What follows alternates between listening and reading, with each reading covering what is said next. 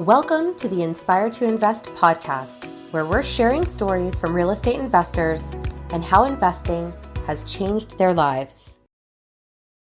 This episode of Inspire to Invest has been brought to you by Honeybee Development Group and Synergy Mastermind. Hey everybody, welcome to the Inspire to Invest podcast. I have a wonderful guest here today named Alejandra Moreno. And to give you a little bit of background on Alejandra, she is the co-founder of Honeybee Development Group. She has a strong background in business creation, marketing, and real estate development. In fact, she's working on several really large projects right now that I'm excited to share with you. She calls herself a serial entrepreneur with a track record of building beauty from nothing. And she has multiple businesses. In addition to her development company, she's very passionate about connecting with people and helping individuals find freedom through their investments. She considers herself to be a collaborator and structures her life around creating win-win opportunities for all parties involved.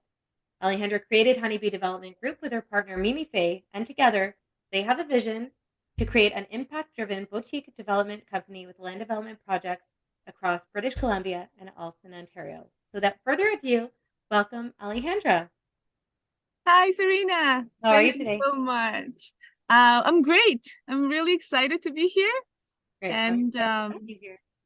yeah, it's new to me, and I was just trying to wrap my mind around everything that I would like to share today, and I'll do my best to do it in 30 minutes, I promise. Yeah, no, I'll keep you on track.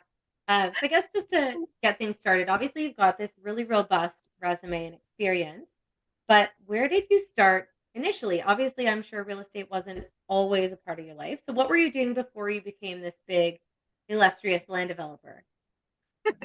Okay, so I've been doing business probably since I'm 6 years old. I'm one of those little kids that are selling everything that they can get their hands into. And I'm originally from South America, and I'm Ecuadorian. And my environment was definitely different than what it is now. Mhm. And but my parents are entrepreneurs. My family is entrepreneur. In South America, for people that know that area in the world, either you become an entrepreneur or you won't eat a lot. It's one of those things that in order to survive, you need to have some kind of business to hold the family. Yeah. And so I came to Canada in my mid-20s, and things really changed for me because this country, which I adore, gave me that foundation to be able to create wealth. Okay. So my first business, I decided to, well, I have a business degree and an import-export processes major. So I decided to import high-end furniture from South America. And I didn't have a better idea than find myself a heritage building in the middle of downtown Vancouver. And it was destroyed. It was terrible. And but the landlord was beautiful. I love this man. And he believed in me. I was this crazy Latin girl with this huge accent at the time. And I'm like, you know what? I can get this thing going for you. I'm going to renovate it. I'm going to make it look beautiful. And I'm going to have a furniture store that's going to compete with Italian furniture. And he's like, okay, sure. So he got me a deal on the rent. Yeah. Back in the day, I'll give you a reference, like that place would have rented for 40, 50 grand a month. And he gave me a deal for 20 grand a month. Wow. And I was like, okay, good. That's pretty great. significant when you're starting out.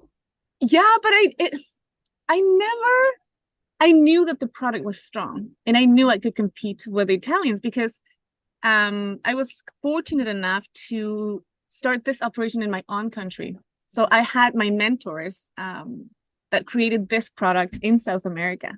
Yeah. And so I knew the operation from like the inside out because I was the right hand back in the day.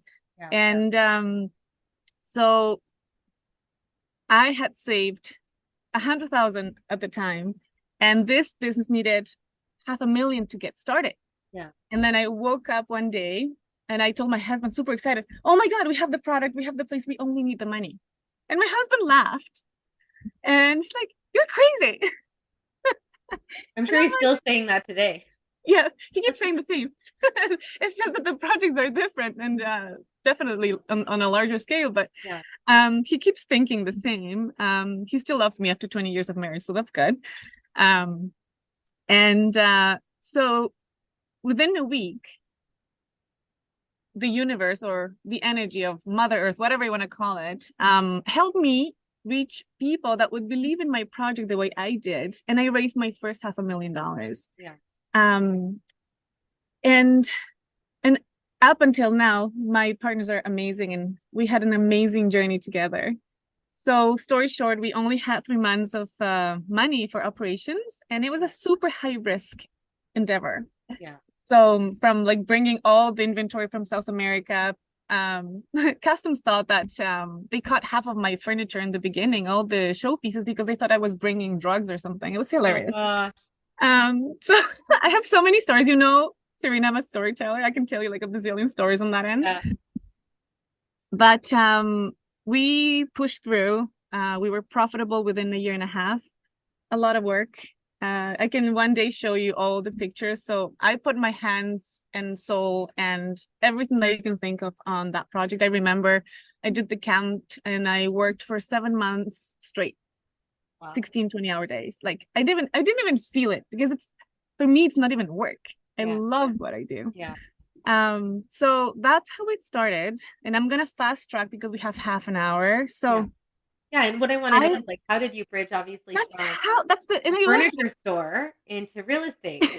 exactly, right? It's incredible because you can transfer skills, any skill that you have, you can transfer it into real estate. Like you can be an accountant, you can be a furniture store, you can be an entrepreneur, you can be in marketing, you can be in sales, you can be in underwriting. It doesn't really matter what your superpower is. I call them your superpowers. Yeah. All of them are transferable into real estate. So fast tracking a little bit, I was able to conceive children. I know it might not like seem as being like correlate, like having a correlation in there, but it does. So I created a lot of businesses until I was able to be a mom. And I wanted to be a mom, I couldn't. So that mother energy that we all have, it was all put into this project. Yeah. And God bless me, I have a lot of energy. So I created a lot of trouble. And then when I was able to conceive, I decided to stop. And looking back, I realized that I had enough real estate to support that decision. I wanted to be a full-time mom and stop. And when you come from where I come from, you don't stop. You're just this person that keeps growing, keeps like, because in a way you don't feel safe. Like you're always in this sense of, oh my God, I'm scarce. Like I need to make sure that I have enough. I need to keep growing. I need to protect everybody. Like it's the mindset that you have to be really careful. Yeah. And so when I was able to be a mom, I had to stop. That's another story, and I'm not gonna go into that one. But I said, holy cow, I can. Yeah. I actually have enough resources that will allow me to have a choice. Mm-hmm. And it changes everything. When you have that realization, it changed everything for me. Yeah. And that's what I did. So while I wasn't working, so I put my operations down and then I started playing with some short-term rentals. I started playing with conversions and because I wasn't working and it doesn't require. You just replaced it with other work, essentially. But it wasn't work because like I was doing it at a different scale, let's say, right? Mm-hmm. And I'm used to a lot of work. Yeah. So when you're just doing one conversion or one SDR, it's just not a whole lot of things. Yeah. And then something clicked, and I said, okay, I'm gonna start another master's. So I went back to my husband again. God bless his heart. Oh my gosh. And I'm like, I woke up and I'm like, okay, I'm going to study counseling because I want to help people understand the importance of having the mind and the spirit aligned to create abundance. Yeah. And we didn't even realize that we did it. It was this aha moment. And I'm like, oh my God, I can teach this. So then I was so excited. I went to my best friend and I said to her, hey, this is what I'm gonna do. And she's like, no, no. You're gonna suck at this thing. Like, you're gonna kill these people. Like, you're not a counselor. Yeah. You build things from nothing. And I repeat that a lot because that's what she told me that day, and it kind of stuck with me. Yeah. She's And I like, mean, you that's have a kind of like your catalyst. Like when you think about that moment and that defining opportunity where you're like, no, like this is it, you know? it was exactly. And I was like, okay, no, you got a point there. I will probably kill this person if by the third time I tell them to change something and they don't change it up. I just realized that it wasn't my superpower. Yeah. But I can put structures together. I can put business together. Yeah. I can build teams together. And I said, okay, what I'm gonna do is I'm gonna help people in that process. Yeah. While I do what I know how to do it. And that's how this whole thing started. So I said, okay, what's the best avenue that I know that can help people reach that abundant state? I don't know anything better in my life. Again, I like brick and mortar. I come from a family, like my brother is one of these crazy tycoons in South America that are all about like tech. And he's gone public with different things. And I love it. I love what he does. And he's amazing. But I like to be able to touch what I create. And it's the tangibility of it, right? I think that's one thing that I've found. And I mean, there's obviously people that have done well in things like the stock market or crypto or Bitcoin, but there's just something about the fact like people will always need homes and places to live, and there's obviously too many people. So I just think that when people perceive real estate sometimes as risky, I'm like, well, risky compared to what? Like to me, all of that other stuff is risky. Like to me, I like it just the same way that you do. Absolutely. So one of the beautiful things about why I love brick and mortar so much is because I've seen what it does. Like I've seen the lifts. I know how to create, and I'm not leaving it to the universe alone. I know the universe will match inflation to it. Like, okay, fine. But you can create many different avenues where you can force that appreciation into the asset. And by that, I mean, when you buy something that is horrible and you make it look pretty, when you sell it, it will have an added value. That's what I mean by forced appreciation into an asset. An asset is any house. It can be a bungalow, it can be a building, it can be so many things. So when I decided to do that, I really wanted to be able to condense the knowledge of 30 years of work. And if you combine my partner, like Mimi Faye and I mean, I don't even know how many stories where we decided to put them into that brick and mortar, but also make it understandable. So my goal today is to have a very simple explanation of how you can get started here in real estate, because if I can do it, anybody can do it. So if I leave you with that's the whole point of this podcast is inspiring other people to invest so that they realize that no, like you can do this too. You don't have to come from an affluent family or something like that. There's so many people that build this from nothing, and that's where they collaborate and bring other people into the fold. So obviously you've had this illustrious career, and it's also pretty wide ranging. When you look back at everything, what do you think would be your definition of success and something that you're the most proud of? I would probably say, Serena, success is your capacity to integrate your abundance in every aspect of life. So yes, I specialize in abundance of money. And that's my thing. Now, would I tell you that money will fix it all? No, it won't, but it helps. So I love money and I receive money and I'm very good friends with him. And it's an entity. Money is an entity, but it's also abstract and it's also energy. So you want to make sure that you really embrace and love and whatever blueprint your parents taught you around money. And by blueprint, I mean what you perceive or like the things that you would put next to money. So when I say money, I think about abundance, I think about freedom, I think about connection, I think about growth, I think about teamwork. I think about healthy ecosystems. I think about all these beautiful things around money. So if you don't have that particular thought next to money, careful, because that energy will be tied to that perception of what money means. Yeah, no, I understand that. I took a course years ago with someone I introduced to you recently, but it was called Agents of Change. And that's what they would talk about. So if you're always thinking, oh, money's bad, people that have money are bad, I don't have enough money. You think you don't have enough money, you're never going to have enough money.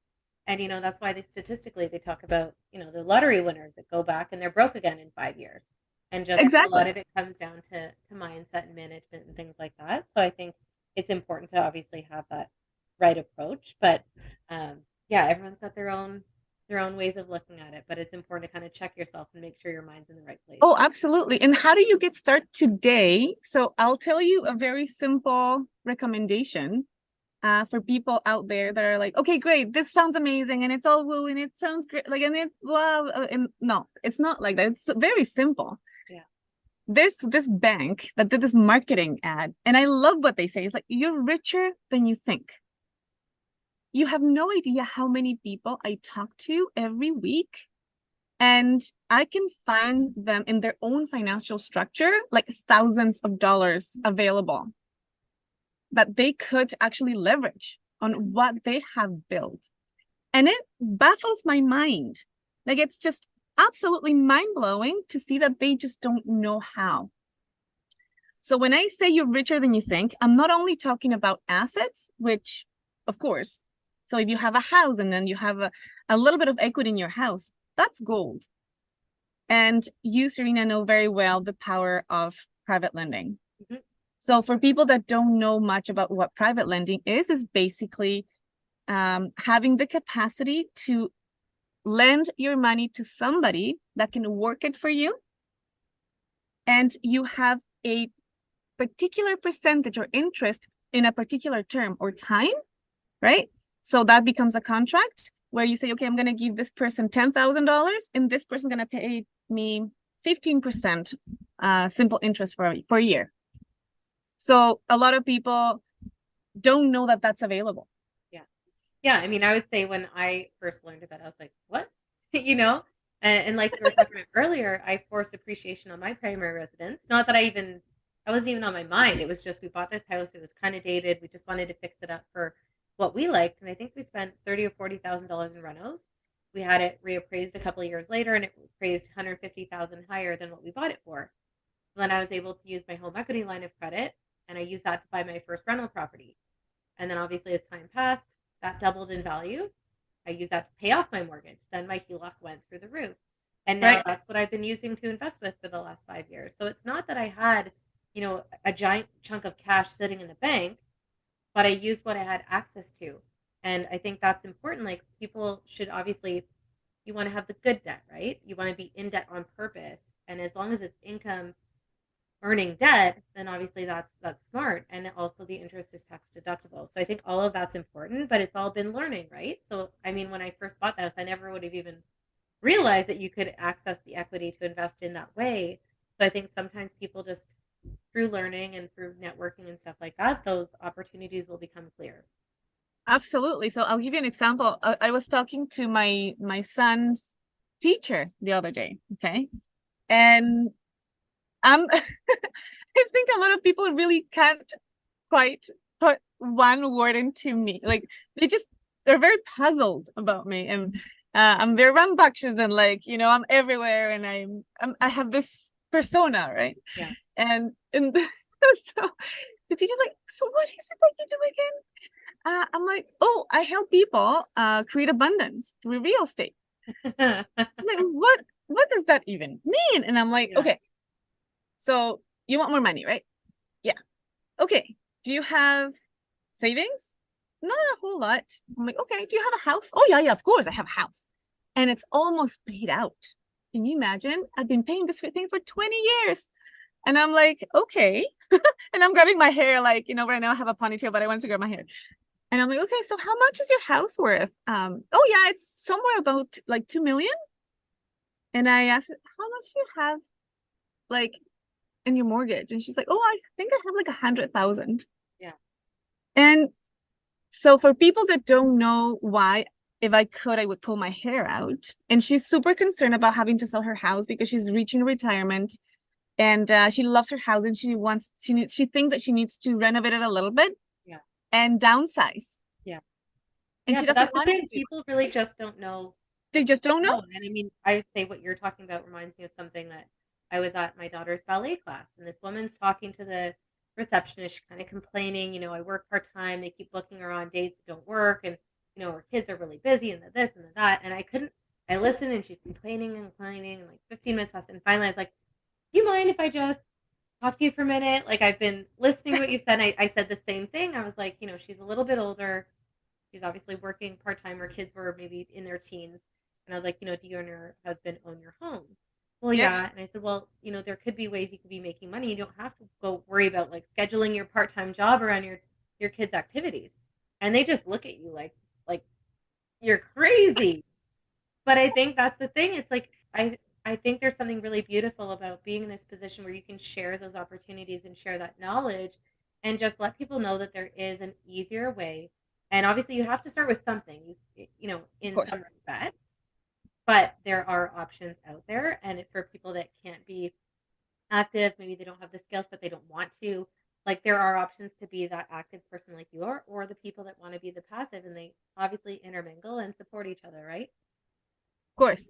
But you know what the funny thing was that day? And I love doing this everywhere I go. I'm like, okay, you just need to know a little bit more. And you did the hard work. Now let your hard work help you reach your goals. Yeah. If you want to be passive, because I have a lot of people around me that they are not particularly interested in working the real estate side, but I do have a lot of people on the passive side that they would love to benefit from that. Yeah. And so there's one side of that. Now there's the other side where I know a lot of incredible people that do what I do. Yeah. So they are super active in real estate, and they want to be that person, like creating that forced appreciation in the assets. Yeah. So if you are one of those amazing crazies like me, then there's so many different ways to get started. Yeah. So I didn't start building high rises from like the beginning. Well, of course not. Yeah, no one just like walks into that and they're like, oh, this is what I'm going to do today. Yeah. Right? But I think it's a matter of bridging that gap for people, right? So I think, of course, with that being said, I'm just going to have a very quick break. We're just going to have a word from our sponsors. We're going to come right back. Introducing Honeybee Development Group. Hi, everyone. My name is Alejandra. And I'm Mimi, and together Alejandra and I lead Honeybee Development Group, where we deliver exceptional results for properties and projects in the development sector. So as co-owner of Honeybee Development Group, I'm here to inspire you. I'm here to give you all the words of encouragement to say, yes, you can do it, and start today. Don't wait until tomorrow. Build a strong support system and a network around you. Real estate is not a one-person game. It takes a lot of minds to collaborate. So have the right accountants, lawyers, the network of support that can help you and answer your questions so you don't make some very expensive mistakes. Every real estate investor started somewhere. So please visit our website, honeybeedevelopment.com, and then let's see where the universe is going to take you. Just get that first step. Thanks again for following along with this episode of Inspired to Invest. In addition to real estate, investing, and running my own brand experience agency for 18 years, I also published a book called The Accidental Entrepreneur in October of 2021. This is my story, and it chronicles how I turned tragedy into triumph to embrace my destiny in entrepreneurship. If you're interested in picking up a copy, you can find the link at serenahomesrealtor.com, and you can also find my link tree with all of the retailers in the details below. Thanks again for your support.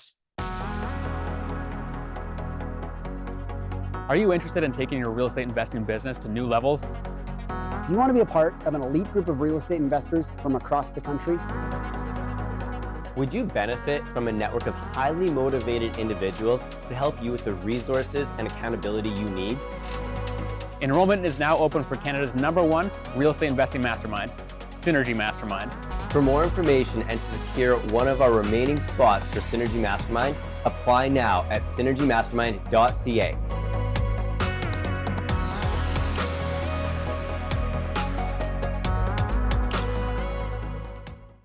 Hey, everybody. Welcome back to the Inspired to Invest podcast. We're here with Alejandra Moreno, and she just had to move to get out of the sun. It's obviously moved around a little bit, so now we're back inside. We're just going to continue along. Now we're talking about abundance and mindset and just, using what you have access to really put your money to use and start working for you. And I think as Robert Kiyosaki would say, an asset is not truly an asset unless it's making you money. So I think that's always very interesting that people look at their homes as their assets. And you'd have to ask them, well, how much money did your house make you last month? In terms of actual cash flow. So I think it's just a mindset shift in terms of what's possible. Now, obviously, it's not all sunshine and rainbows. I think when you are taking risks and you're an entrepreneur and you're an investor, there are lessons to be learned and obstacles that you face. So when you think about those situations, what would you say are a couple of the biggest lessons that you've learned so far? I would probably say you definitely want to know with who you're working with. You want to get to know the company. You want to know a little bit of about the strategy that you're investing in. Mm-hmm. I wouldn't go blinded, and I would like to have the best informed decision possible. There's always going to be a leap of faith. And I think you know that very well, Serena. You've done so many different deals. And at the end of the day, there's always risk associated with an investment. Now, there's many, many different ways of mitigating that risk. Mm-hmm. So when I choose a project, that's the first thing that I look at. How many exit strategies do I have? What happens if the market shifts? What happens if the interest rates shift? How much meat in the bone do I have? How much contingency do I place in each project? So I answer those questions to myself before I even decide to jump in it. Yeah. So story short, I wouldn't set up a project that I wouldn't invest in. Yeah. And I do. That makes sense. So, and all my family does, all my friends do. Like I hold not only my financial future, but friends and family, and I call my investor family my gang. Yeah. So I have a beautiful, incredible gang that I adore. And so every time I look at a project, I think on all of those people that have trusted in us. Yeah. And I don't take that slightly. And so Mimi, she's hilarious. Like her mom calls her, and Mimi's mom's friends, they call Mimi's the mom's ATM. That's so funny. And it's the cutest thing because in a way we are that entity that was created to create abundance for everybody around us. Yeah, but I think that's a very beautiful approach, because I think oftentimes from the outside looking in, when people think about land developers, they think of these huge corporations that, I think a lot of people think like, oh, they're greedy and there's going to be this old white man at the top and, they're just making millions of dollars. And, there's obviously the philanthropy side, and, there are a lot, like I've even met, for example, one of the big developers here, and he's given like tens and tens of millions to various hospitals and stuff like that because he's done so well for himself. Yeah. So, obviously I think money amplifies what you naturally already are. So if you're kind and giving and good-hearted, it will just multiply. And if you are that other kind of person, then yes, it's going to take you down that direction as well. And so again, get to know the person that is on top of the project. Mm-hmm. So you get to understand and I see it every time I have a project in my hands. It's interesting because I can see the person through the numbers. Yeah. I can see how they structure the deals. I can see the equity release. There's so many things that, and we can do another podcast on that, on how I look at numbers and how I structure them. And so if you guys probably many of you guys haven't been in an info session, it's a different demographic, I think, but for people that have been in our info sessions, you'll know that our structure is incredibly generous to everybody, because if the financial partners and the working partners are not growing at par, it's not going to last. And then, so we have right now 9 development projects, and every single one keeps getting bigger and bigger because our family or gang is getting bigger. That's all. And they can see that the soul, like every company, every entity has a spirit. Yeah. And a culture. But I think that that to me is smart and very strategic, because at the end of the day, if you have all these investors that, you know, for example, say you offer an estimated return, you come back and you double that return. Well, they're going to come back and they're going to bring everybody that they know with them, right? So I think it's very, very wise in that sense, where there have been some instances where, you know, people have been almost held hostage in deals and they run on for so long and everyone's getting anxious around them. And, you know, I think in those cases, that company could probably, you know, cash them out, bring in other investors or take money from other projects or do something. And they don't. So is anyone going to invest in them again? No. You know, so No. I think how you handle your investors will really make or break you in the long run based on how you treat them. And again, just having that level of integrity with them. Absolutely. And at the end of the day, you realize very quickly that this is a people's business. We deal with a lot of brick and mortar, yes, and that's the end asset. Yeah. But at the end of the day, you're creating a culture, creating a town of people that we work together towards growth. And I think that is where you want to be. You want to find that person that you feel that you're part, and you are. So in our community, and you can see it, like, because like for people who don't know, like Serena invests in our company quite a bit. So it's another layer of another way of doing business. So we do bring this differentiation around having that proximity to the people that are creating these beautiful structures. And that energy is contagious. Yeah. So what you're telling me is true. Like right now we have a lot of referrals coming from all our like investor gang town, and it's another entity that's growing on its own. Yeah. And for me, it's humbling to see that our work is able to support so many families. So I don't see the money, I see the people, I see the person and their kids. I see, and you see the impact. So I think, and I see like I have this incredible investor friend. She has lived out of our operations last year. She's like, I don't want to work right now. And she has enough money invested with us that allows her to have this incredible lifestyle. So she's been skiing for the past year in every single continent. She's following the mountains, and I get to do that. And I think that's amazing, incredible right? Because I feeling. think a lot of times people think about the money, but the other thing is the time, right? So I think that that's huge. But I guess moving along to my next question, obviously you've got all this experience. What do you think is some of the best advice that you've ever been given? Say that again? What's some of the best advice that you've ever been given? Oh, I have two very good ones. So when I just started my furniture store in downtown, I was so lucky. Well, stars align, and I think I have two beautiful like guardian angels that kind of oversee all of what I do. It's incredible. I see them actually operating in my world. Story short, I had this millionaire, I think now he's a billionaire, but staying in my house for a month. So this person could have gone to the best hotel in the whole world. And it just so happened that his wife is related to my husband. And I'm very good friends of her, and we've gone to many meditation seminars together, and we're just very close. And I adore this woman. She's another angel in this planet. And so she's like, I want to come and hang out with you with my 3 kids.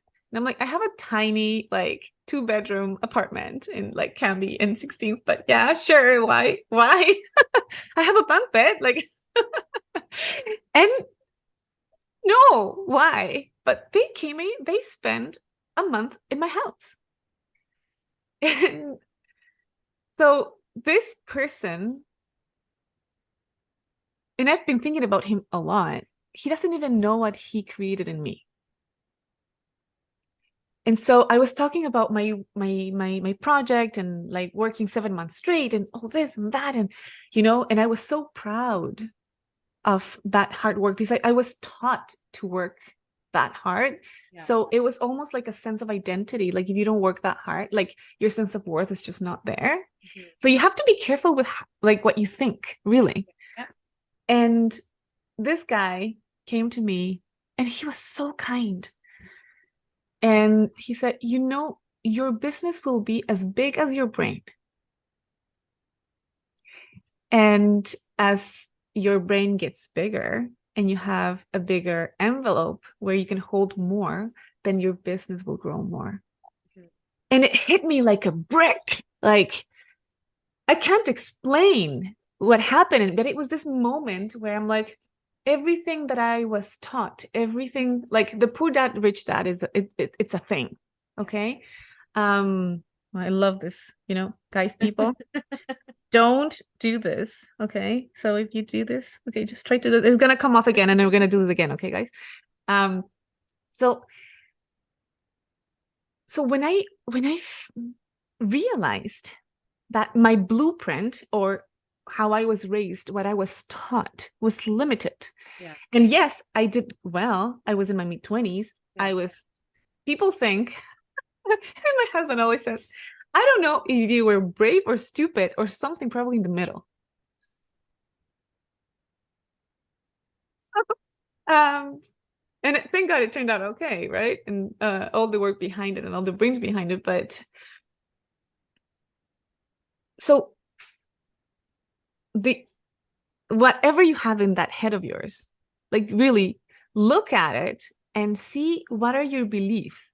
Mm-hmm. So for 20 something years, my prayer in the morning, it's always lift the veil of what I can't see. Yeah. So I create more and I help more. Yeah.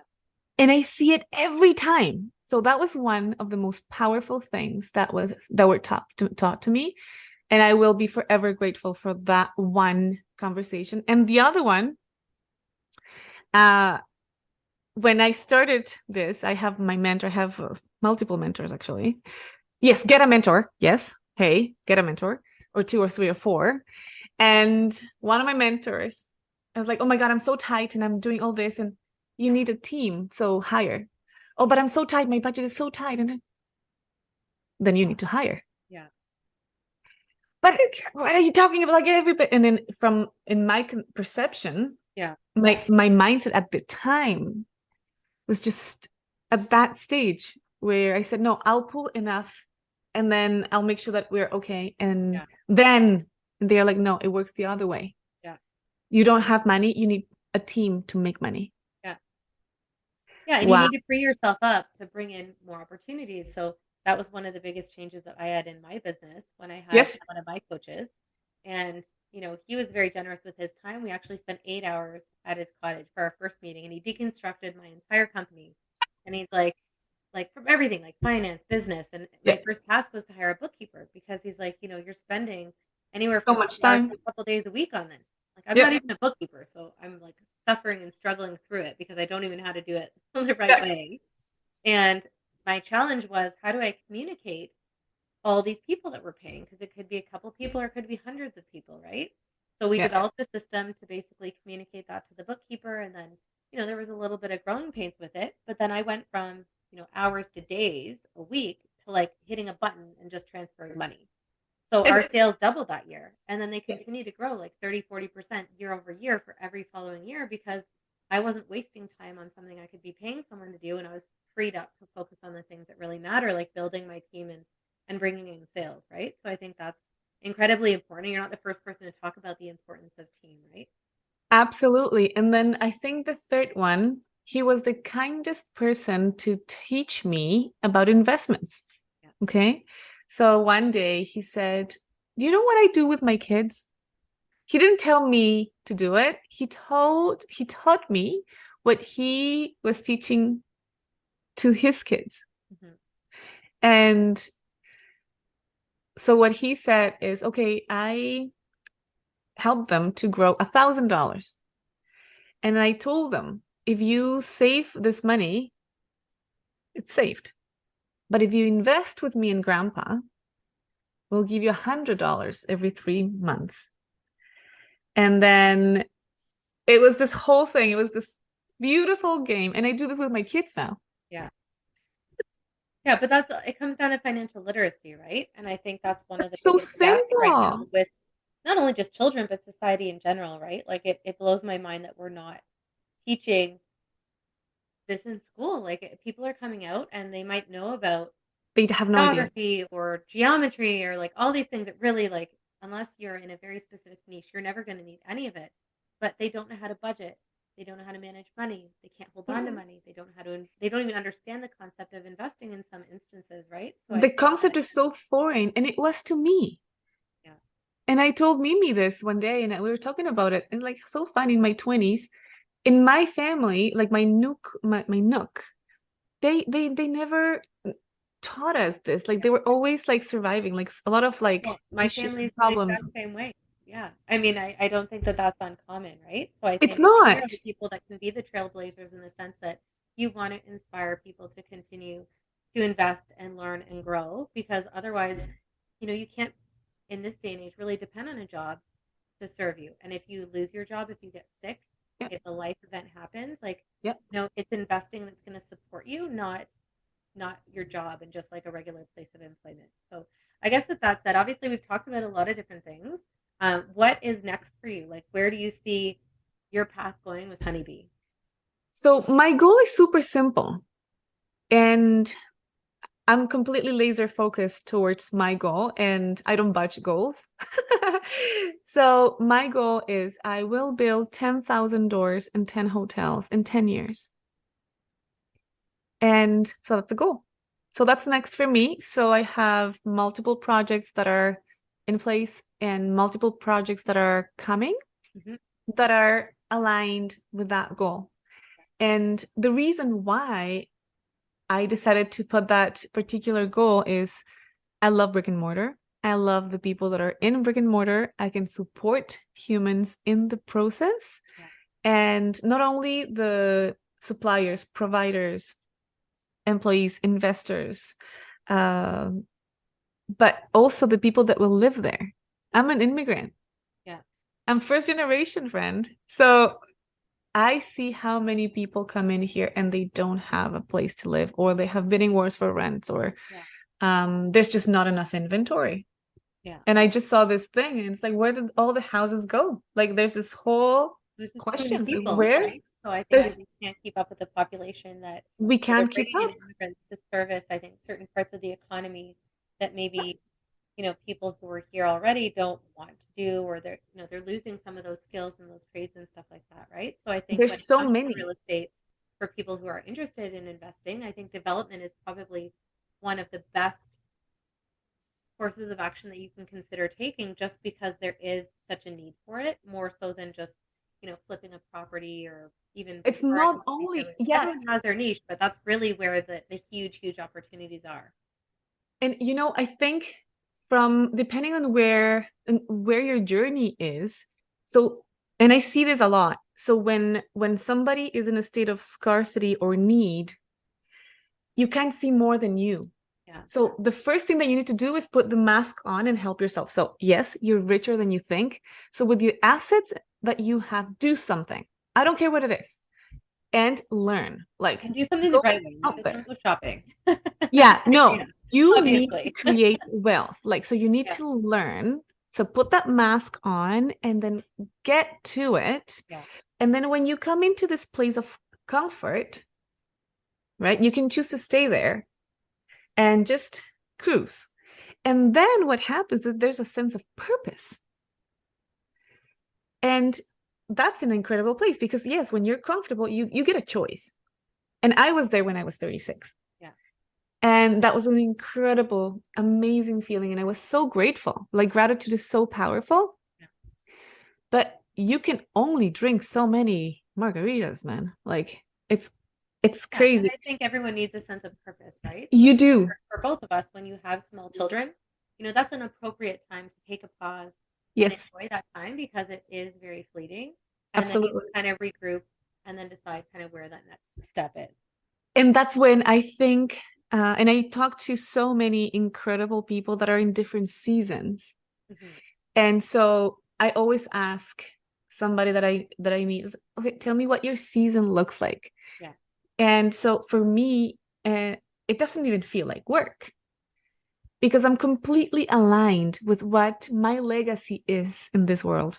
Yeah. If I get to inspire one person to think that they're richer than they think, that they are self-reliant and they can do things differently, just by thinking and feeling different, the universe will align to a different type of living. Yeah. And it's that's again the whole purpose of this podcast is to try to inspire people in that way. And I guess when you think about, inspiration, are there any particular quotes that you feel like personally inspire you the most?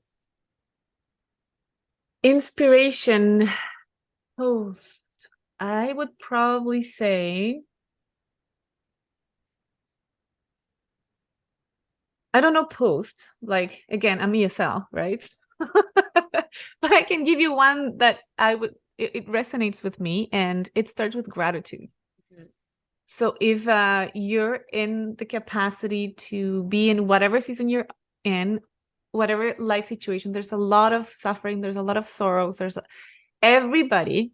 And I'm going to tell you something that my great grandma used to say to me. I adore this woman. She passed recently. And so she used to say, you walk into anybody's home, you're in the foyer, and then if you scratch a little bit on the ceiling, a little bit of crap is going to come down. I love that because you talk to all these people, you see all this social media, you saw this like amazing, crazy, wow. There's always a little bit of crap under that roof. Yeah. Yeah. And so what I'm trying to say with that is suffering is embedded in the human experience. Yeah. And you want to be kind to that. You want to accept that stage wherever you are, because something will be not quite there. Yeah. But being able to have gratitude and acceptance will help you catapult your life out of it, whatever that looks like. Yeah. If it's abundance in money, abundance in love, in peace, work, relationships, like it doesn't really matter what it is. So if one say I could give you is find acceptance and gratitude within you. Yeah. And a lot of things will change. Yeah. Yeah. A mentor once told me, focus on the roots, not the fruits. Take care of the roots. The fruits will flourish. So it sounds cheesy, but obviously it made it's not. That's a good one. Yeah, no, that's a pretty incredible one. I love that. I'm gonna actually keep it. And yeah, I would probably just start there. Yeah. And the other one is you can learn a lot of things.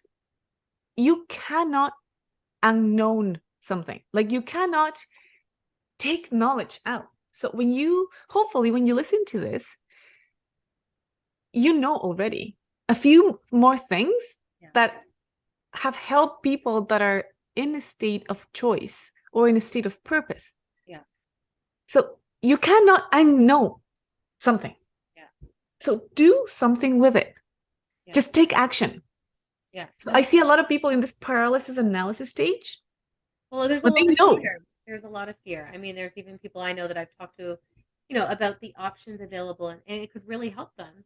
And at the end of the day, like they don't trust anyone. There's fear of loss. And, I think my answer to that is always just to educate yourself and diversify as much as possible. So obviously don't put your eggs in one basket, but the people that are also talking about, the fear and the risk, they're also the people working one job that have one source of income. And it's like, well, you know what? You get in a car accident tomorrow, you get sick, you get laid off, that's gone. So life will teach you. If you have plenty sources of income coming from different streams of investment, I think that's just the smartest way that you can protect yourself for those unknowns that happen to us in life. But I know we've already gone a little bit over our time, so I just want to be mindful of the fact that you are very busy. And obviously I wanted to thank you for being here today. And for anyone that wants to find you, how can they look you up on social? You know what? Go to honeybee.development on Instagram. We post a lot of our journey there. We try to offer as much as we can. And I always say, I'll give you everything I know, and I mean it. And I want to see you grow. And so follow us on Instagram. If you want to contact me directly, you can also go to Alejandra Mimi REI on Facebook, Alejandra Moreno on Facebook, And I'll share the details, Alejandra.honeybee obviously. on Instagram. I'll share some details below for everybody too, so that they can easily look you up. Yeah. And obviously, thank you so much for being here today, and thank you for anyone who's joining in. If you've liked this episode, make sure you subscribe for future episodes as well, and make sure you're following along at Inspired to Invest podcast on social. Thank you. Thank you again to our sponsors, Honeybee Development Group and Synergy Mastermind, for bringing you this episode of the Inspired to Invest podcast. The views represented on this podcast are for general information only and does not constitute investment or other professional advice or an offering of securities. The host and guests featured on Inspired to Invest make no representations as to the performance of any particular investment. Should you decide to make an investment, you are responsible for conducting your own review and analysis. It is recommended that you obtain independent legal, accounting, and tax advice from licensed professionals.